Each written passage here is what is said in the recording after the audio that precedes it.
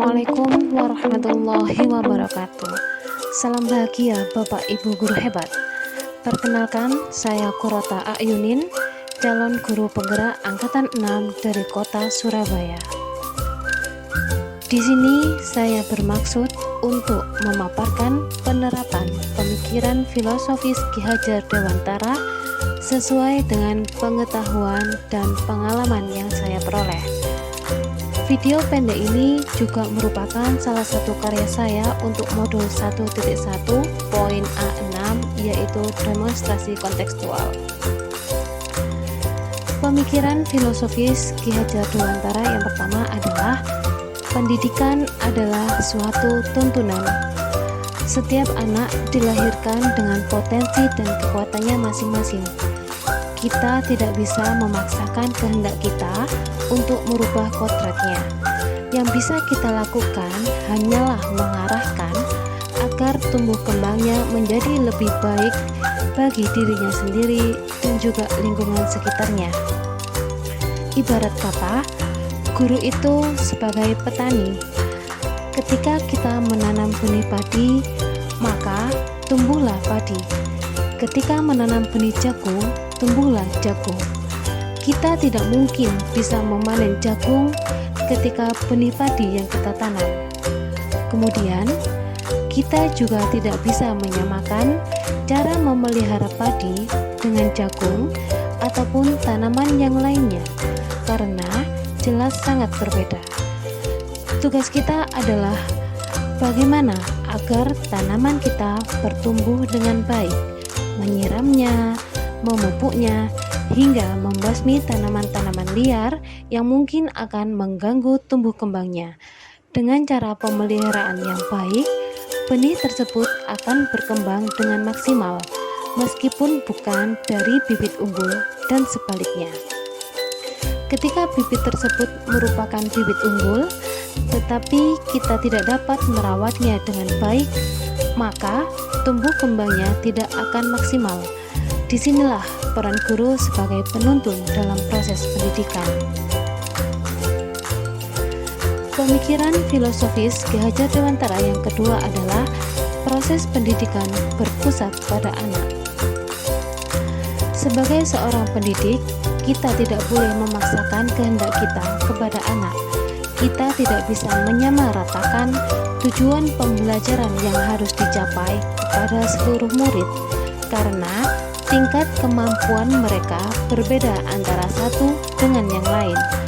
Ibarat kata, jangan paksakan burung untuk bisa berenang dan ikan untuk terbang. Kita juga tidak boleh meremehkan anak, menganggap mereka tidak bisa apa-apa. Ibarat sebuah kertas, mereka bukanlah lagi bagaikan selembar kertas kosong, melainkan selembar kertas yang sudah penuh dengan tulisan. Hanya saja, tulisan-tulisan tersebut masih suram. Kita sebagai pendidik yang harus menebalkan hal-hal yang baik, mengenali dan mendukung potensi yang mereka miliki, merdekakan mereka dalam mencapai kemampuan maksimal mereka. Biarkan anak lebih leluasa untuk bereksperimen, biarkan mereka bebas berkreasi dan berprestasi dalam hal yang positif. Jangan sampai mereka tidak bahagia. Pemikiran filosofis Ki Hajar Dewantara yang selanjutnya adalah budi pekerti. Menurut Ki Hajar Dewantara, budi pekerti adalah budi pekerti, watak atau karakter merupakan hasil dari bersatunya gerak pikiran, perasaan, dan kehendak atau kemauan sehingga menimbulkan tenaga. Mengapa budi pekerti di sini merupakan aspek yang sangat penting dalam pendidikan? Karena dalam proses pendidikan, kita tidak hanya menjadikan anak menjadi pandai saja, tetapi juga indah kepribadiannya, baik tutur katanya, serta sopan dan santun lakunya. Maka, pendidikan karakter dibutuhkan dalam mendampingi tumbuh kembang anak. Pembentukan karakter bisa dipengaruhi oleh faktor keturunan dan juga pembiasaan. Dengan hidup di lingkungan yang baik, terutama dalam lingkungan keluarga yang sejalan dan selaras dengan lingkungan sekolah, maka karakter anak akan terbentuk dengan baik juga. Kita sebagai seorang pendidik tidak bisa menentukan sejak lahir karakter yang dimiliki oleh seorang anak. Namun, kita masih bisa mengusahakan untuk membentuk karakter yang kita inginkan dengan pembiasaan serta pemberian contoh secara langsung. Kemudian untuk yang terakhir, sesuai dengan konsep trilogi Ki Hajar Dewantara, ing ngarso sing tulodo, ing madya mangun karso, tutwuri handayani, yang artinya di depan memberikan teladan, di tengah membangun semangat, di belakang memberikan dorongan. Sebagai seorang pendidik, kita harus bisa menjadi contoh yang baik bagi murid kita. Sejalan dengan peribahasa guru kencing berdiri, murid kencing berlari. Tidak jarang murid itu meniru apa yang kita lakukan, maka kita harus memberikan contoh perilaku yang baik. Selain memberikan contoh yang baik bagi murid, kita juga harus bisa menyemangati mereka agar mereka tidak lelah untuk belajar. Kita juga bisa menjadi sahabat mereka untuk berkeluh kesah dan kemudian kembali memperkuat tekad mereka agar menjadi pembelajar sepanjang hayat, menjadi insan yang bermanfaat bagi masyarakat. Yang terakhir, di belakang memberikan dorongan. Hal ini berarti guru harus selalu mendorong peserta didiknya dalam mengembangkan bakat dan minat sesuai dengan yang dikehendaki. Tantangan yang saya hadapi dalam penerapan filosofi Ki Hajar Dewantara.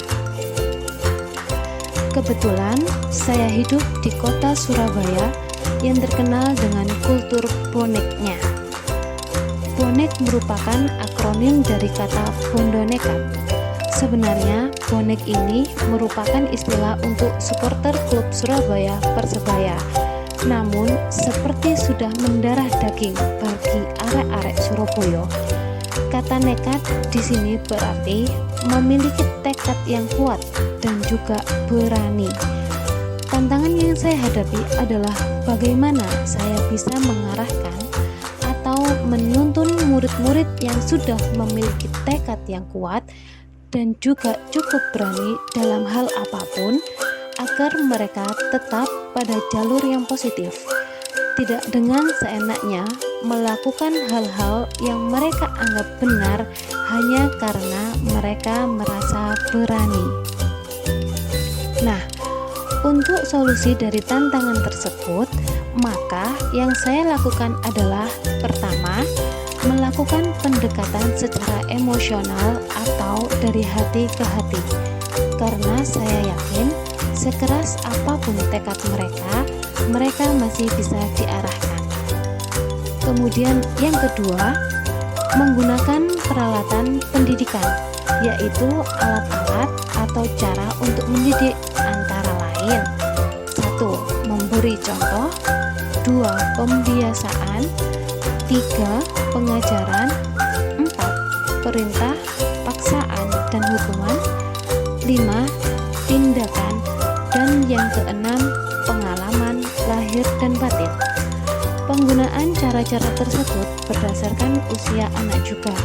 Usia 0 hingga 7 tahun atau masa anak-anak, kita menggunakan cara 1 dan 2.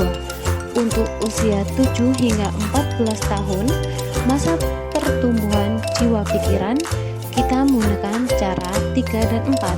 Dan yang terakhir, usia 14 hingga 21 tahun, ibarat kata mereka masa terbentuknya budi pekerti, maka kita menggunakan cara nomor 5 dan 6.